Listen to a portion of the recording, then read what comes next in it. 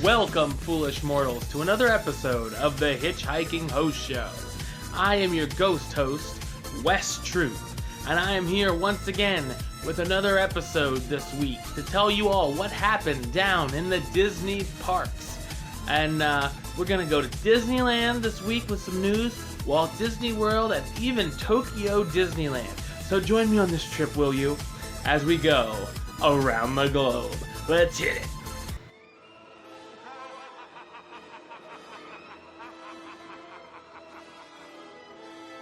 A special dining experience will be taking place from September 21st to December 2nd. The Jungle Cruise Sunrise Safari Breakfast will be making its way to Disneyland.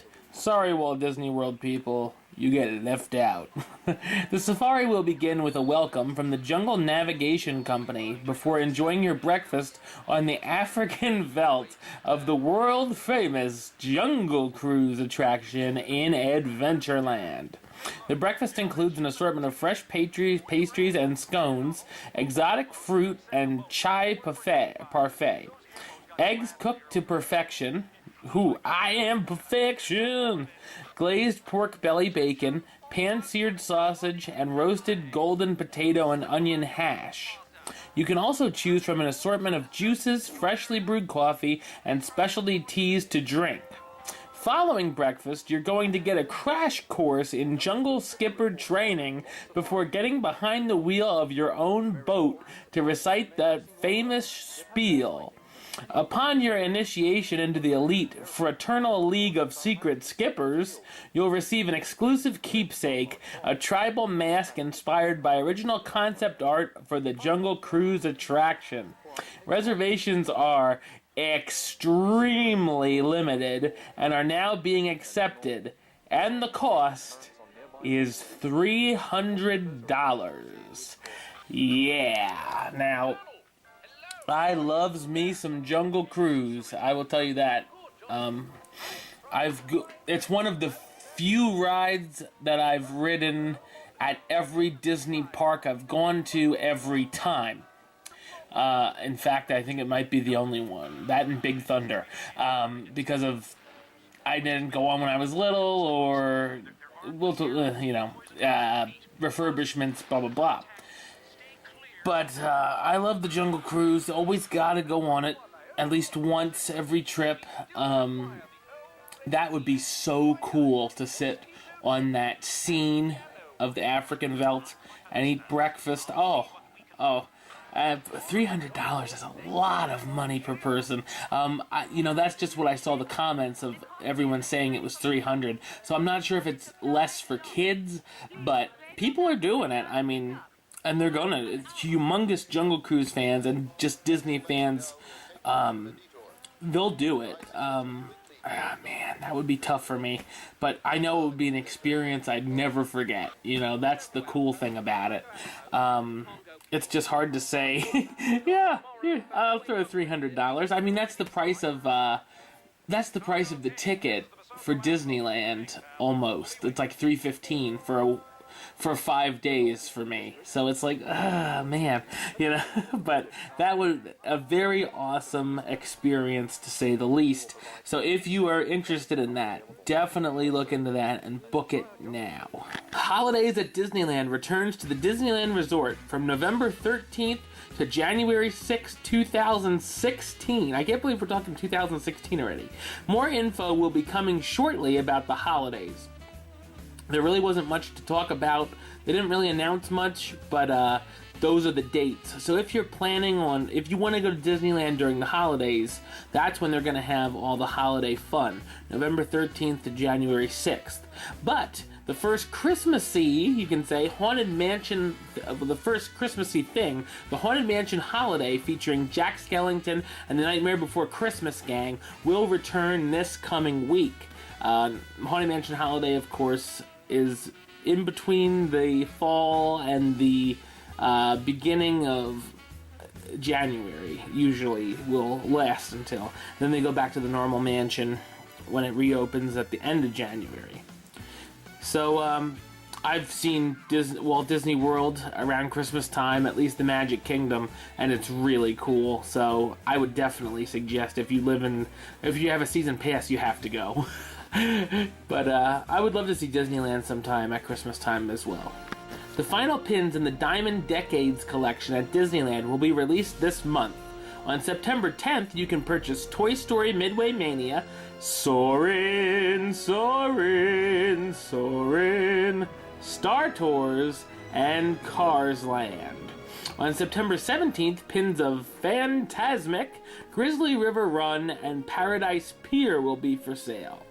You can find the pins in Disneyland Park, at the Little Green Men Store Command, at Disney's California Adventure Park, at Julius Katz & Sons, and at the Downtown Disney District at the Disney Pin Traders. So if you pin fans out there want to get your pins on, you better check yourself before you wreck yourself at these stores.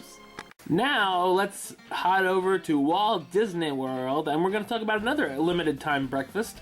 For a limited time, the Sci-Fi Dine-In Restaurant at Disney's Hollywood Studios will offer breakfast from November 1st to January 23rd. Breakfast will be served from 8 a.m. to 10:15 a.m. and includes breakfast pastries and a choice of appetizer, entree, and non-alcoholic beverage. Okay, who's drinking alcohol at 8 in the morning at Hollywood Studios already? Well, if you have to sit through the Lights, Motor, Action stunt show early, I guess, yeah, I could see why. The cost for adults is $23.99, and kids ages 3 to 9, hi kids, is $12.99. That's a lot more reasonable than $300, but not as much of a cool experience. Anyway, start your day in one of these cool retro cars under a sky of twinkling stars with a yogurt parfait or fresh fruit. Then order something fancy, such as puff pastry filled with scrambled eggs, crab, asparagus, and Gruyere cheese with roasted tomatoes and avocado. Or grilled beef tenderloin on baby spinach with bacon and cheddar custard on a roast tomato with cheesy horseradish potatoes. There's a simple scrambled egg, bacon, sausage, and breakfast potatoes platter. Or go with the southern pan-seared shrimp and cheesy grits. Or, of course, you can get the famous Mickey waffle with a side of bacon or sausage. The kids can order scrambled eggs with sausage, bacon, and potatoes, French toast, or a mini Mickey waffle. I like the Sci-Fi Dine-In. I would definitely look into this. That $23 is not a bad price for Disney-wise breakfast. And it's cool to check out. So, yeah, I'd do it. So if you're interested in doing that, you can book now. If you're a big Sorcerers of the Magic Kingdom fan, listen up. This year's special collector card for Mickey's Not So Scary Halloween Party will be Minnie Mouse's Costume Chaos, featuring Minnie as well as Daisy Duck and Clarabelle Cow in the background dressed up as witches. The card will be exclusive to partygoers for free and will be available beginning on September 15th. Yes, if you're a fan of the Sorcerers of the Magic Kingdom game, I've never played it. I got the exclusive Elsa card last year for the Christmas party, but I've never played the actual game, and it seems, I mean, I know it has its fans, but it just seems like it would take a lot of time out of my already hectic schedule in the parks, and, you know, maybe if I had a down day or something, I would try it, where I've gone on everything, but to me, I'd rather just go on the same rides again than do that. I think maybe if I was an annual pass holder, I would do it a few times just to see how it is, because I'd have all the time in the world, but, you know, when you're going on trips for only 6-7 days, you gotta get everything in that you can. Anyway, that card is available now, or will be September 15th. Over at the upcoming Disney Springs, Morimoto Asia is set to open for business on September 30th. Chef Morimoto will bring his favorite Asian flavors, including Mushu pork, Peking duck, Lobster chow fun. Everybody chow fun tonight. Sweet and sour crispy whole fish and spicy kung pao chicken. Weekends, dim sum will be served during brunch with dumplings, chamoy, not Shamu, that's the other theme park, bao, spare ribs, and more. And kids can chow down on items such as chicken ramen, kokuni pork bao, and Karaj fried chicken. You can tell I order General Tso's chicken a lot. Yeah, not this odd sounding things. Anyway, the sushi bar has just 14 seats, so definitely start tipping over some bar stools if you tip over some drunks. And we'll serve up toro, kanpachi, Japanese red snapper, uni, sea eel, hamachi, fluke, salmon, and more. I hope you got all that. Whatever is freshest. If you're in the lounge or dining rooms, a selection of specialty rolls and sushi platters will be available. The restaurant will serve sake, including the Morimoto signature line, wines from around the globe, signature cocktails, and non-alcoholic drinks. Beers bottled and draft will mostly Asian. will mostly be Asian, there we go, including the Morimoto signature beer by Rogue Alice. Morimoto Asia will begin to accept reservations on September 16th through Open Table or beginning September 30th. You can make your reservations through the restaurant at 407-560-6686. And of course, reservations through 407 WDW Dine begin on November 1st.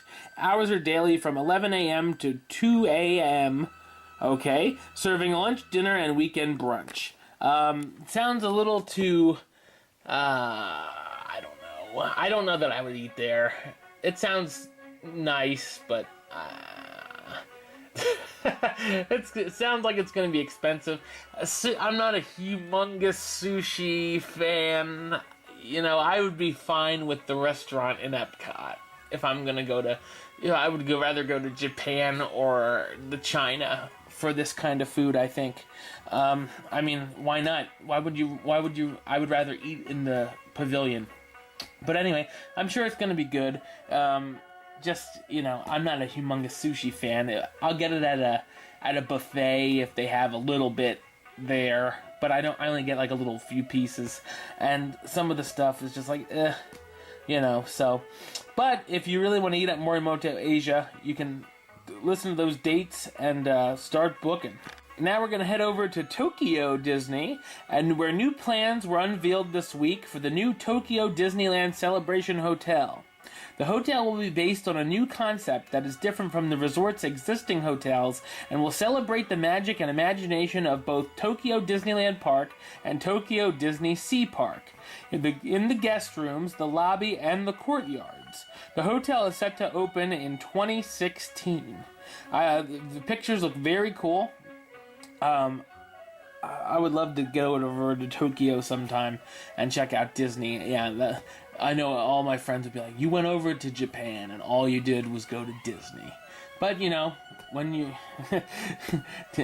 Disney addict problems, people. It chose perks. But you know, what can you say? Tokyo Disneyland Resort looks pretty cool, and this hotel looks awesome. And finally, a quick shout out to big character birthdays were celebrated this past week. Oswald the Lucky Rabbit made his debut back in 1927 in the short Trolley Troubles. Pluto made his debut, it's also his birthday, in 1930 in the short The Chain Gang. Pluto's back on the chain gang. Happy birthday to these two iconic characters. I love both of these characters.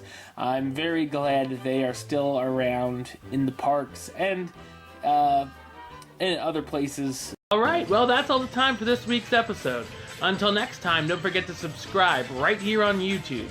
YouTube.com/HitchHostShow.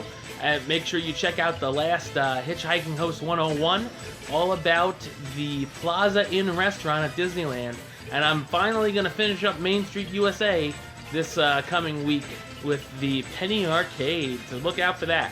YouTube.com/HitchHostShow. You can listen to the show at Podbeam, on Podbeam, hitchhostshow.podbean.com. And you can also download the show on iTunes and Stitcher if you feel the urge to. And of course, you can like the Facebook page, facebook.com/HitchOShow.